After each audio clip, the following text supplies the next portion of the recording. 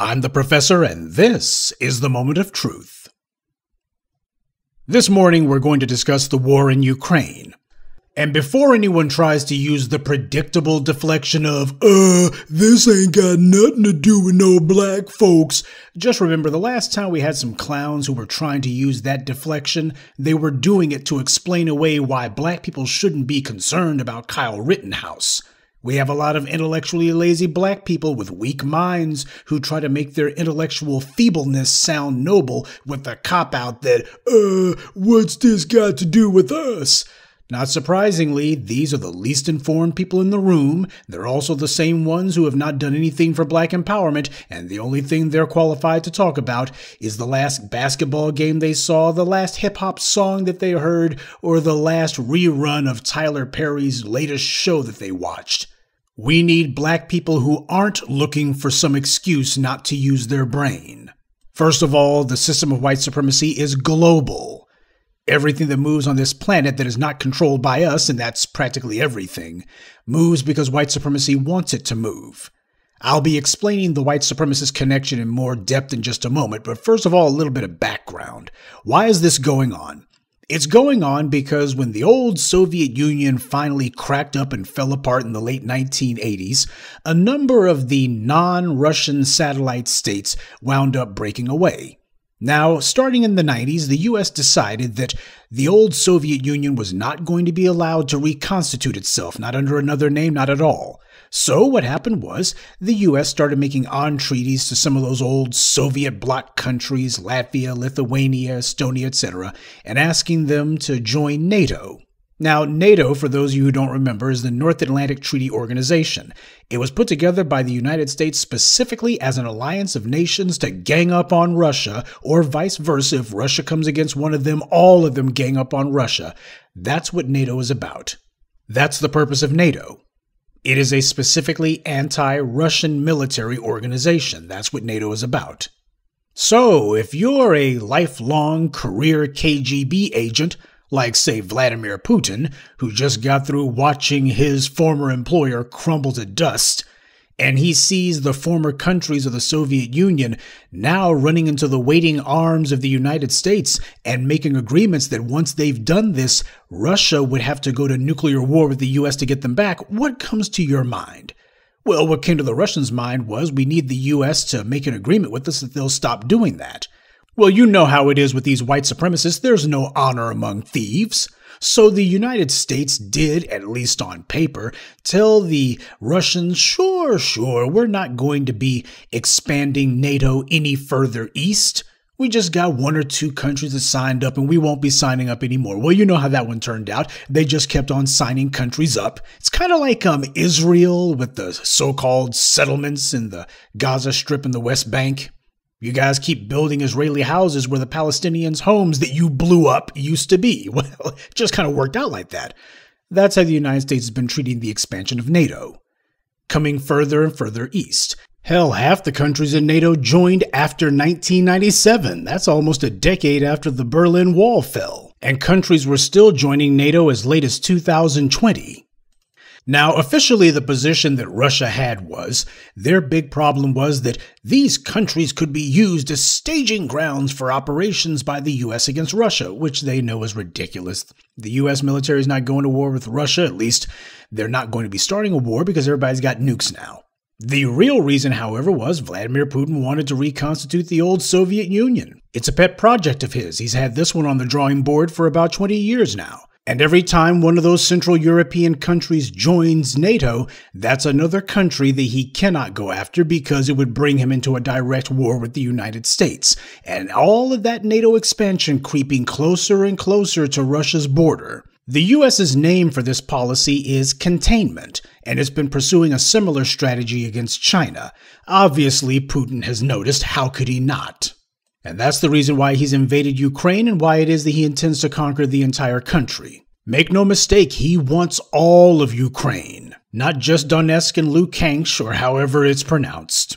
He didn't just go after those two small provinces, he launched a simultaneous attack on all sides, especially from the north. This is the reason why his alliance with the dictator in Belarus was so important to him. Not only because Belarus is one of those former Soviet bloc countries that, at least as an ally of Russia, will not fall into the NATO column, but also because they're right on the border with Ukraine, and that means they are a convenient staging ground for an invasion of that country.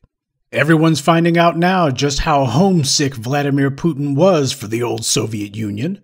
You probably heard how he's been quoted as having said that the greatest tragedy of the 20th century was the fall of the Soviet Union. Now, for a leader of Russia to say that is kind of ridiculous. Russia lost more lives than any other country in World War II.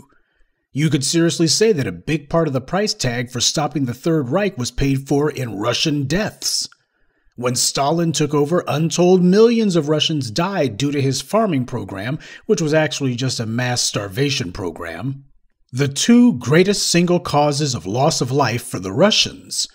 And Vladimir Putin ignores both of those and says those weren't the greatest tragedies of the 20th century. The greatest one was the end of the political system that was supposed to give me a pension. Now, the fact that he could say that tells you everything you need to know about him.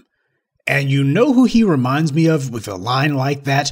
These white supremacists here in the U.S., the ones you see waving the Confederate flag, who wax poetic about the old South and states' rights, etc., and who say that America ended in the mid-19th century. You know the types who I'm talking about. Whenever they give a timeline of when the U.S. stopped being the United States, it always goes back to that period.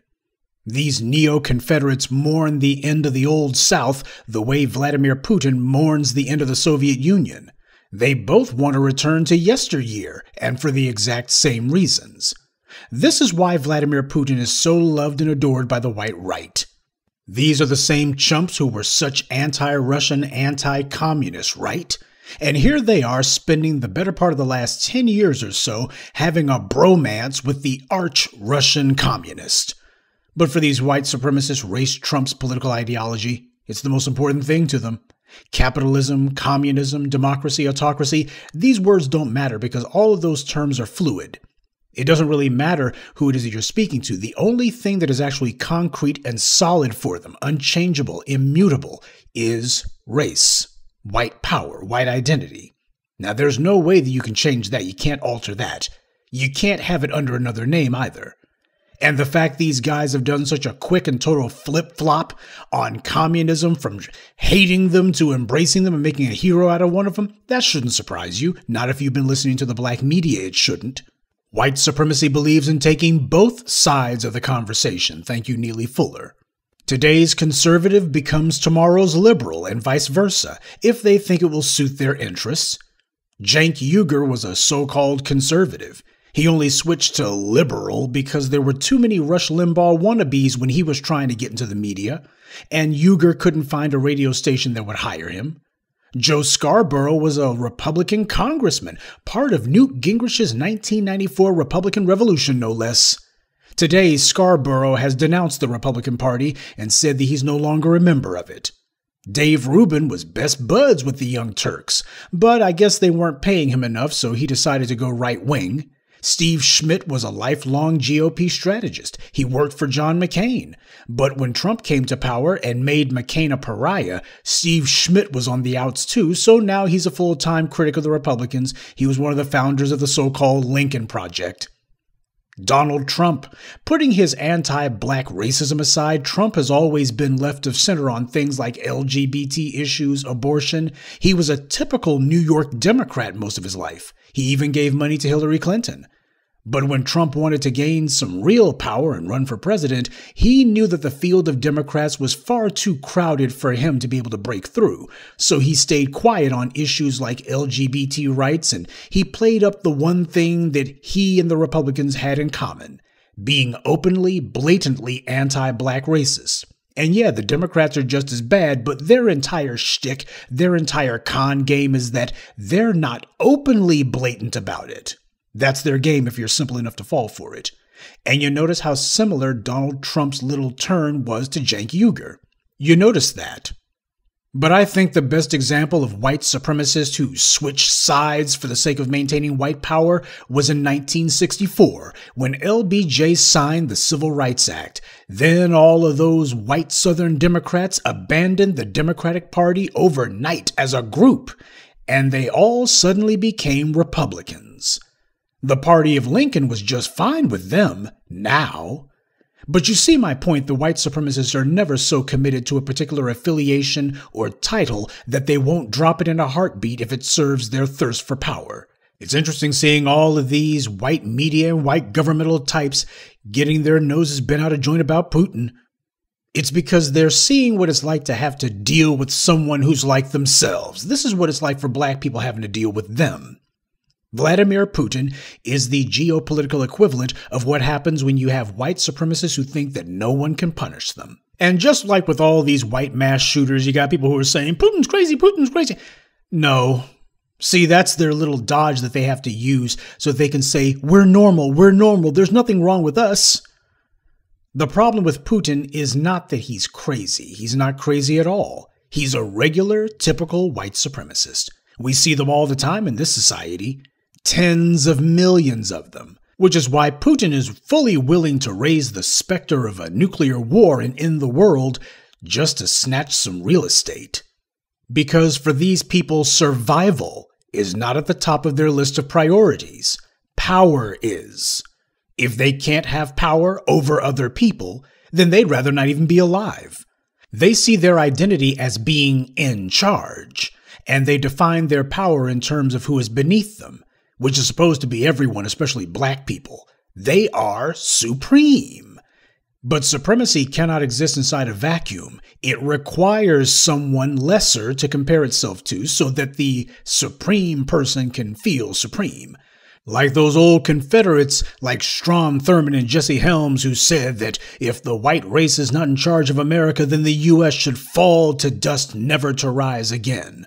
Or in many cases, if you have these white businesses who, if they think they're going to get bought out by a black person or a black person's going to be in charge, they'd rather let the business just go under. This is why so many of the white media and white government are worried. They know how Putin is because he's just like them.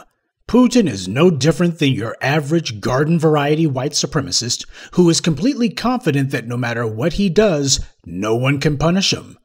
We see all these white people going crazy about him acting out because they know he's interested in taking aim at their interests too. That's why they're opposed to him. Now, white supremacy's endless thirst for power resulted in them having the ability to blow the whole doggone planet up. So unfortunately, this is not one of those situations that we're going to be able to ignore. That's not to say we're taking sides. As Dr. John Henrik Clarke put it, this is an argument between two groups of thugs about which one of them is going to be in charge of us. Now, the most important question that's relevant to black people is, could this go all the way bad? Well, that depends largely on the Russian military. Vladimir Putin has had 20 years to pack the army with a bunch of stooges, flunkies, and yes-men. Putin said that his big concern was he didn't want NATO being right up against the borders of Russia. Well, up until a couple of days ago, Ukraine was not a NATO nation, and the U.S. was not going to add them because they got too much corruption. There's certain guidelines and criteria that nations wanting to be part of NATO have to meet, and Ukraine was a long way from that.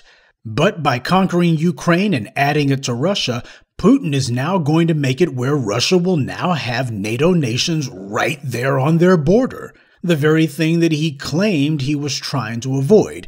But since when do white supremacists actually fear the very thing that they claim to fear? If Putin's generals want to keep their dachas, that means cottages out in the country. If they want to keep drinking vodka, eating caviar, and patronizing their mistresses, then maybe they'll decide that they're not willing to give all that up for him. Maybe they're not willing to risk losing everything just for this guy. Putin himself happens to have, allegedly, according to the white media, dude's got a couple $1 billion that he's squirreled away. Lucky him. He also has 2 or 3 children. I believe the number is actually 3, though he never mentions them. There's not even many pictures of him with his kids. And what does that tell you? This doesn't sound like a man who is willing to risk blowing up the world, not if he can help it anyway. Sounds like a man who wants to protect his children and wants to make sure that they have one hell of an inheritance. So no, I don't think that Putin wants a nuclear war. I don't think he wants to risk it, though I think, considering how ambitious this little bit of grand theft is, he certainly would like for people to think that he does, so at the very least, hopefully he can get away with as much as he can steal while people are thinking to themselves, does he or does he not? And what about a return to status quo ante? That means what the situation was before. Well, that's going to largely depend on the Ukrainian resistance. That's what they're going to be before this is all over. And what's the long-term military outlook for that? Hard to say. The Ukrainians have been resisting Putin's annexation of Crimea after he took it in 2014. They've pretty much been resisting him ever since there. But at that point, up until this week, the Ukrainians had control of the other 90% of the country. They had a government who could resupply and reinforce them. They don't have that now. Not for this situation, they don't. And while Ukraine is certainly not as bad as Afghanistan when it comes to low morale, the truth of the matter is they still had a corrupt government nonetheless, and what this has done is it's left them in a far weaker position than they would have been otherwise. So already the Ukrainians have left Vladimir Putin having to fight a rearguard action against them in other parts of Ukraine that he's gobbled up. They could very well continue fighting an insurgency against him. Keep in mind, that's part of the reason why Putin had to take Crimea, because the people rose up with a little bit of help from the US. Oh, what the hell, with all the help from the US. They rose up and kicked out Vladimir Putin's puppet government and then immediately replaced that one with a US puppet government. But any would-be Ukrainian resistance is absolutely going to require supplies and armament and intelligence from the US and its Western allies. But again, Ukraine is not Afghanistan. This is not a place where 99.9% of the people are not ethnic Caucasians, or at least not ethnic Russians politically, if not necessarily racially. It's not a country that Vladimir and his friends don't know much about, and it's also not a country that's very far away from Russia where it's a real hassle to have to get there. This is right on Russia's doorstep, and in a few more weeks it's probably going to be part of Russia. So what that means is Vladimir is going to be in a pretty good position to at least keep an eye on things, a very strong eye on things. So supplying and sustaining an insurgency against the Russians in Ukraine, that's going to be an uphill climb. Now, there is something else that I feel compelled to mention, and I know this is probably going to be way off base, but I still have to say it because it's on my mind. Has anyone else noticed that Vladimir Putin doesn't look so well these days? He's gained a lot of weight. This is a man who made it a point to run around shirtless every chance he got and display what for him is physical fitness. Oh, he was quite the picture of vanity. And now, well, he looks like he went straight from the Kremlin to the KFC. He's 69 years old now, so he's no spring chicken. And again, I'm probably reading a little bit too much into this, but do any of you Gen Xers remember who Vladimir Putin's immediate predecessor was? Boris Yeltsin. Now, Boris Yeltsin was always an overweight man, but he drank a lot and he ate nothing but junk food. He made it a point to go to outdoor rallies, and when he did, he wanted to show the people how robust he was, and he could drink and he could dance. Oh, he showed all of this energy when he was in front of the cameras, whenever he was in front of the people. Well, he showed as much energy and vigor as an old, morbidly obese white man can muster. But my point is that on the outside, Boris Yeltsin looked totally fine, or at least that's what people in the West thought. But Yeltsin and his advisors, they knew that it was all a front. His health was declining.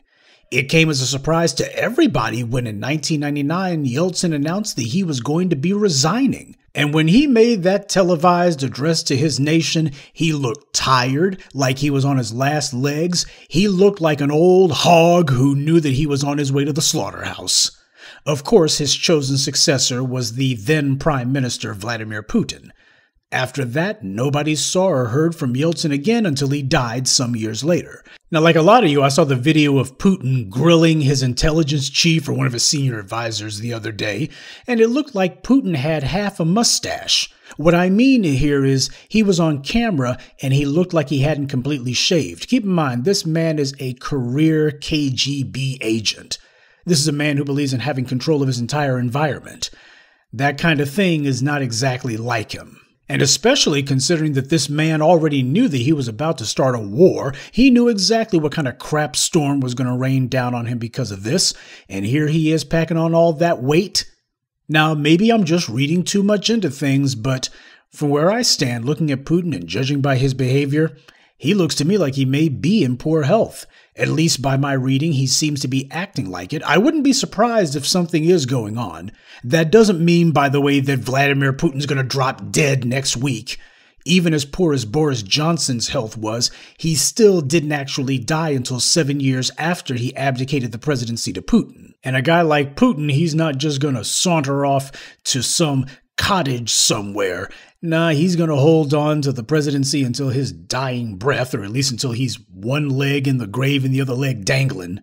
Like all old men who still have power, Putin starts looking for shortcuts to get done all the things that he should have done earlier in life. He knows he'll never be able to reconstitute the old Soviet Union. NATO has checkmated him on that one, so instead he's picking off some of the non-NATO aligned border nations as his consolation prizes. But the main lesson that I hope that we take away from this is the reason why we don't want these white supremacists to be in power. Every white empire has fallen to dust, leaving nothing to follow it. The problem is the white supremacists now control the world. They have a global anti-black empire. So when these fools inevitably fall, they now have the ability to take the world with them. Hell, a lot of them would prefer it. Too many black people follow that everyone's holding hands colorblind nonsense, and this is why that's suicide. We can't pretend that these white supremacists think like we do, or that they're motivated by the same things that we are. We're talking about a culture that is totally defined by warfare, as Dr. John Henry Clarke put it. Everything that moves under these white supremacists moves for the sake of war. In Africa, the history of the people is typically defined by the life of the king. Now, in our culture here in the U.S., those of us who came out of slavery in this country, our history has been defined by our freedom fighters, by our artists and thinkers, even by our athletes and entertainers. But our history is not defined by who we have gone to war with or attempted to subjugate. The history of Europe, on the other hand, is a history of war. If a king or a leader didn't fight a war, then they're completely and thoroughly ignored. When the European talks about doing something to ensure that they're remembered forever, you can bet whatever it is they got on their mind is going to be some act of ghastly violence. This is why we get all of these white mass shooters. Their main reason for doing it is because they want people to remember them. Unfortunately, we're not in a position to guide events, and that's really a shame because even without the prospect of total global annihilation, as black people, we should be able to shape the fate of the world that we live in. That's just called being a human being. But until we get our Black Empowerment Act together, we're going to be relegated to mere observers. And this is not the kind of situation that you necessarily want to be just a passive witness to. Let this be a lesson to us. You don't like the idea of wondering if today is the day that these suicidal white supremacists finally destroy the world? Well, you're going to need power if you're going to change that. Good day. And be one. I'd like to take a moment to mention some of our contributors: Earth Angel, Eve, Ginger Vine, Gwendolyn Langston, and Roxanne Allen. Salute to them and thank you to everyone for listening, liking, and sharing this message. Black empowerment only exists because of you.